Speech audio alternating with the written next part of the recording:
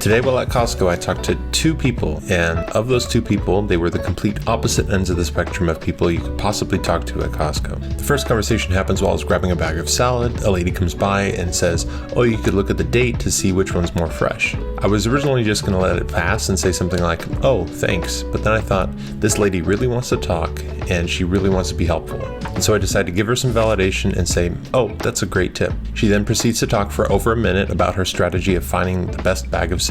I then go on my way with my son and find some other produce, and then we stop at the strawberries.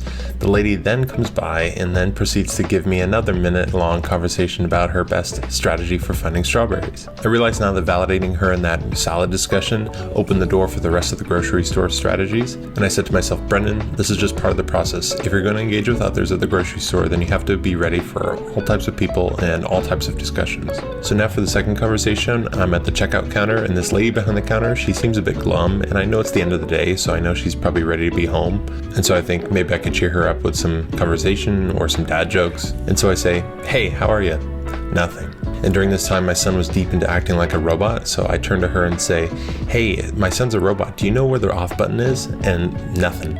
No facial expression, no nothing. So now I realize that she really just does not want to talk. She really just wants to get done with her day. I thought to tell you that story because if you're a type of person that just likes to keep to themselves, but then experiments with branching out and talking to people at the grocery store, you have to be ready to find all groups of people and all types of discussion. And you just have to sit back and enjoy the ride. Sometimes you'll find somebody who talks your ear off, and sometimes it feels like you're talking to a brick wall. And that's okay. That's just part of the fun. If you have interesting moments like this, then let me know in the comments, and I'm posting every day, so I hope to see you tomorrow. Peace.